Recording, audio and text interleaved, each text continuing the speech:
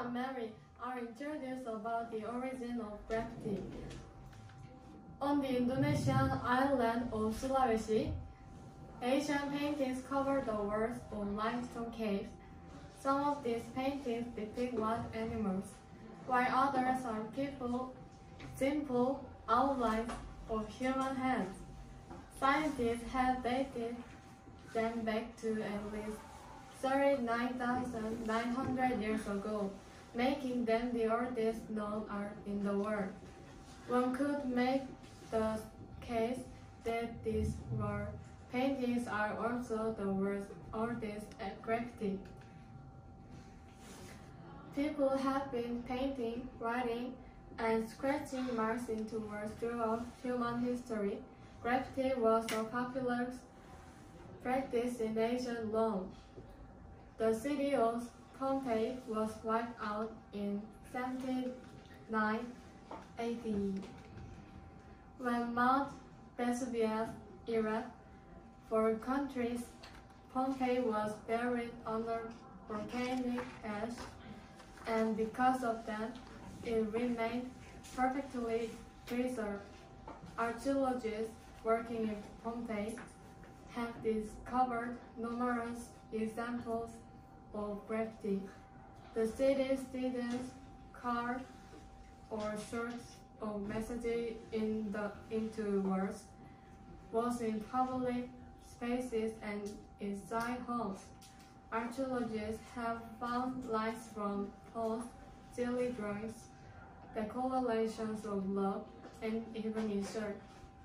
One message is believed to be the oldest simply says, "Gaius was here." During World War II, American soldiers habitually scribbled a word man with a long nose peeking over a fence. Next to him were the words, "Kilroy was here." Soldiers competed to draw the character in obscure places, and by the end of the war, Kilroy was everywhere in Europe. Graffiti, which has such a long origin, has established itself as a genre of art in modern times. If you are curious about colorful and diverse graffiti, I recommend. Hello, my name is Harry. I will tell you about Michelangelo. Michelangelo was carving statues painter, but Pope Julius II summoned him to Rome and said he wanted Michelangelo to paint the huge vaulted ceiling in the chapel.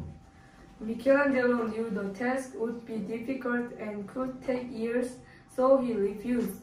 He told him his true passion is carving statues, not painting.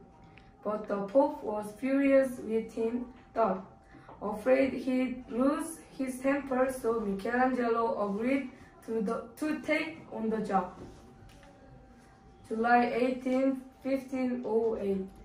He had been planning and sketching since May and had finally started painting.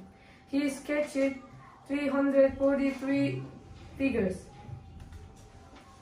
June 25th, 1509. His work on the ceiling went slowly and he was depressed, so he fired his assistants a while back, deciding to do all of the painting himself. He worked for long periods of time and he barely ate enough food. His back and neck ached from standing so many hours, looking up and painting, so he was worried about his health. January 9th, 1511. He thought things were much better then, thankfully. He felt like a much more skilled and confident painter than he was when he started this project. October 10th, 1512. Pope Julius II came up onto the scaffolding wanting to check on his progress. He demanded Michelangelo told him, "When I can." He told him he had the scaffolding taken down and on All Saints' Day, he presented his work to the public. It seemed as if everyone in Rome crowded into the chapel that day. The Pope, no longer angry with him, was thrilled with the finished work. He was happy. Thank you for listening my presentation. Hello, my name is Stella. Today I will talk about Bancush. Bancush is a British painter, graffiti artist, social activist, and film director whose personal details are unknown. He calls himself an art terrorist. Little is known about this person's identity. His actual identity is kept a secret, but his works are appealing all over the city, raising public awareness of street art. Bancush's work addresses a variety of issues about art, politics, and society, conveying a unique perspective and message. He don't always show his face. He creates and disappears when other people aren't looking, and there are only a very few people who have come face to face with him throughout interviews. It is only after he publishes his artwork throughout his website that you can recognize it as his work. When Bancush first started drawing graffiti, no one paid attention to preserving the paintings, but after Bancush became famous, everyone began to preserve and sell the paintings drawn on their walls. As this began to happen, Bancush lined up his paintings in Central Park on October 12, 2013 and sold them for $60, with only 3 people purchasing a total of 8 in 6 hours. This is also called performance art that criticizes the pretentiousness of art. According to his own statement, he started drawing graffiti at the age of 14, and according to an article in Guardian Unlimited, which was the only face-to-face interview with Bancush. Bancush was born in 1974. His real name is Robert Banks. He is white, was born in Bristol, was expelled before finishing high school, and has a history of being on list for minor offenses. Also, Bancush's representative works include Girl with the Balloon, Game Changer, and The MA1 MWF. Bancush's work not only criticizes the art world, but also has an anti-war and anti-authoritarian tendencies. Art that criticizes existing art or social authority in this way is called institutional criticism art. Thank you for listening. Hello, my name is Ryan. Do you know about the history of graffiti? Today I will tell you about the history of graffiti.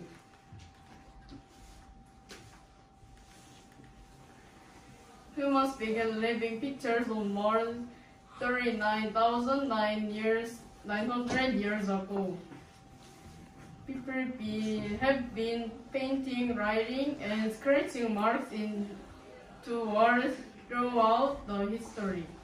Graffiti was a popular practice in ancient Rome till the city of Pompeii was wiped out in 79 AD.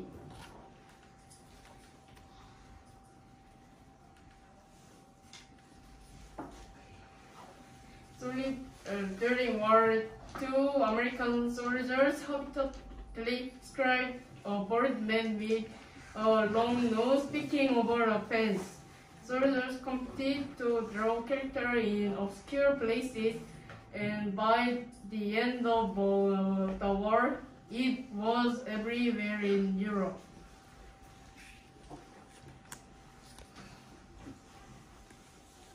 Modern graffiti started to appear in US cities during the 1960s. The first graffiti writer was a teenager in Philadelphia. named Derry McCree. He wrote his nickname cornbread on signs, poster, branches, and even on airplanes. Graffiti became whispered in New York City during the 1970s and was closely limited to early hip-hop culture. Graffiti writers spray paintings, walls, and other surfaces with tags which were stylist signatures. Which artist had the unique tag and would try to display it in as many places as possible.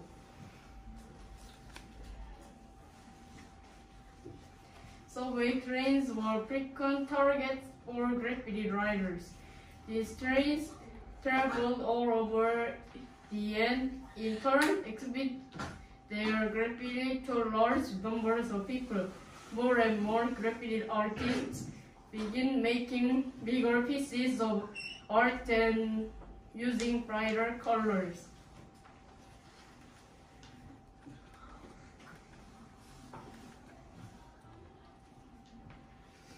In the early 1980s, authorities in New York cracked down on subway graffiti to them. It symbolized a lack of law and order. They also believed it had a negative psychological effect on people. There was a big push to keep subway cars free of graffiti, and many graffiti artists were arrested. By 1986, graffiti was rarely seen in New York's subway cars. Despite the fact that it's a crime, many in the art would saw value in graffiti. Since the 1980s, there have been numerous street art exhibited in galleries and museums.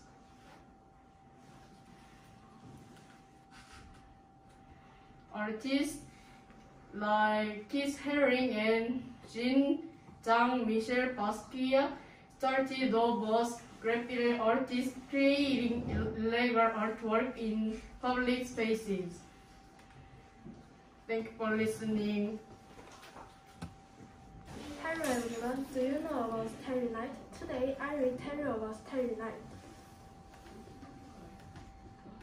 The picture of Starry Night is by Vincent van Gogh.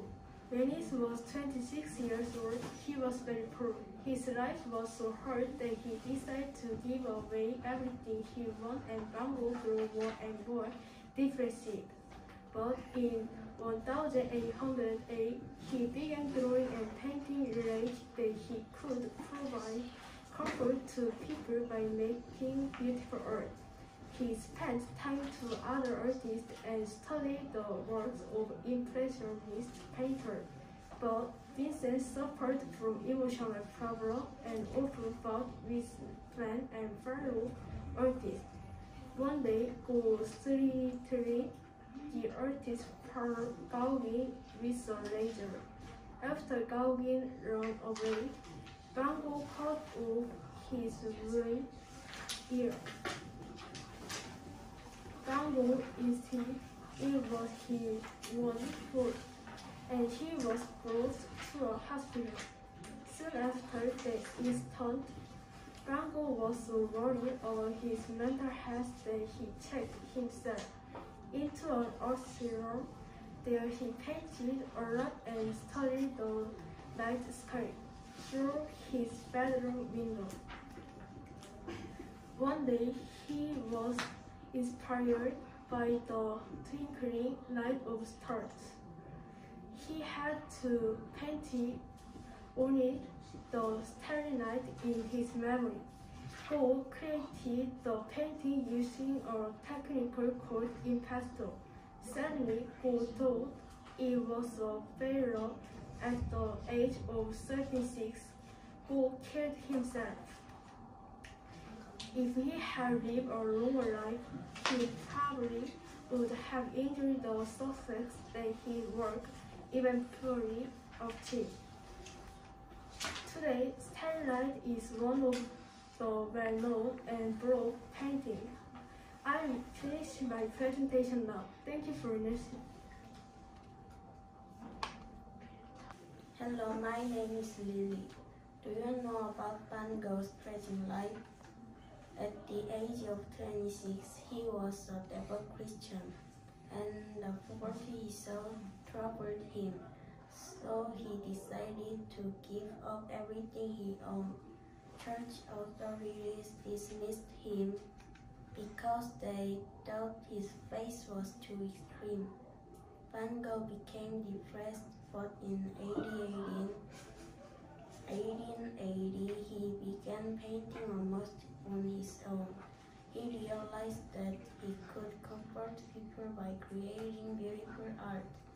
He spent time with other painters and studied the works of Impressionists.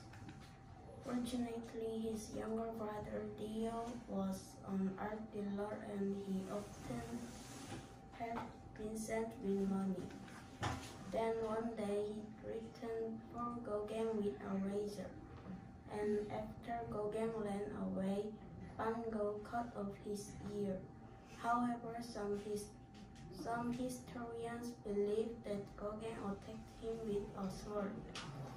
Either way, shortly after the incident, he accepted his mental problems and he checked himself into an asylum. He painted a lot there for a year and studied the night sky through his bedroom window, and the wonderful scenery that Gogh saw at dawn inspired his masterpiece, Starry Night. During his lifetime, he considered his great work a failure and killed himself without achieving success. Although his tragic and sad, the beautiful legacy he left behind is loved by everyone around the world. Thank you for listening. Hi, I'm Luca. Today I'm going to tell you about Michelangelo's journal while he painted the ceiling of the Sistine Chapel. May 5th, 1508, Michelangelo had a contract to paint the ceiling of the Sistine Chapel for 3,000 ducats. As all his friends and family, though he didn't want to accept this huge job because he was going to be the perfect counterpart to his masterpiece, David.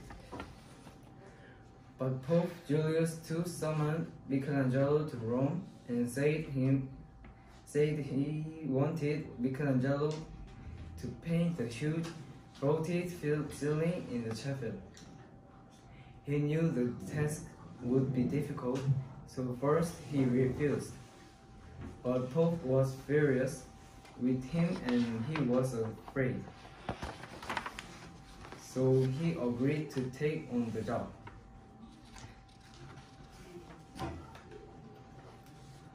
July 18th, 1508. He was finally drawing a paint on the ceiling, but he got problems. The ceiling was too high, so he should use the scaffolding, and he got long time of looking ceiling and standing. His back and neck ached, but he kept working and working. January 9th, 1511. Eventually, he returned after a long break of 2 years and began to continue painting on the ceiling.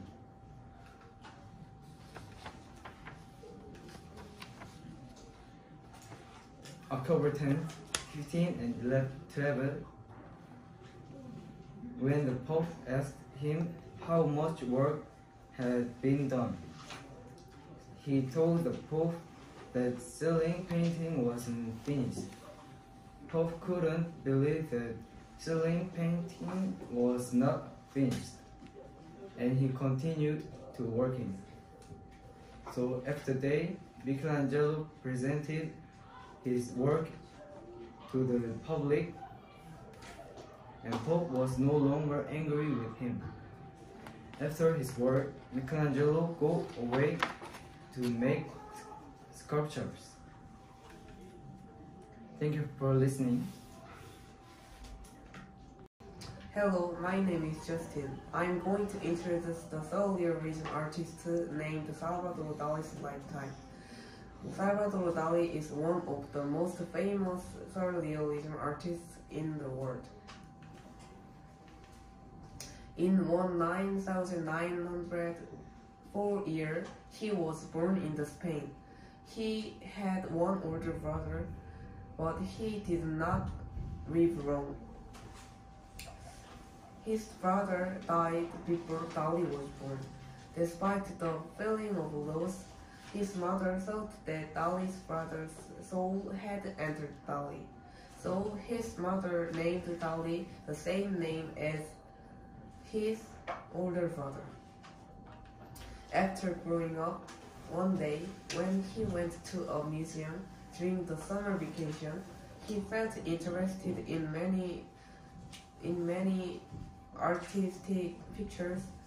Inspired by it, he started art at the Madrid Art School. He was a talented person in the school, but one day he cheated on the exam. He was expelled from the school. After leaving school, he headed to Paris to meet Picasso, an artist that he admired. Dali and Picasso shared their techniques with each other. He also made some movies. One of those movies is Dogs of Andalusia. The movie is not only difficult to understand, but also cruel and grotesque. Nobody knows why he made this movie. Therefore, nobody knows why this movie's name is the Dogs of Andalusia. However, he is best known as a surrealism painter. His painting, The Persistence of Memory, is the work that best represents surrealism. This painting has had a huge impact on the art world, and it quickly made Dali famous. Like this, he left many art pieces. In 1989 years, he died when he was 84 ages. As with his remaining works, he will be remembered a great artist in the history. Thank you. Hello, my name is Samir. I'll tell you about embroidery. The fine art trade is a big business. Many collectors spend a lot of money collecting art. Some people even make a career out of buying and selling fine art. With so much money involved, criminals also see the opportunity to make money easily. They can make a lot of money by deceiving others through art forgery. What is art forgery? Art forgery is the act of creating a fake work of art. The art forgery is divided into four: the complex, partial, mosaic, and creative forgery. The complex forgery is literally to reproduce the original artwork. And the partial forgery is to copy a large part of the original and add some more details.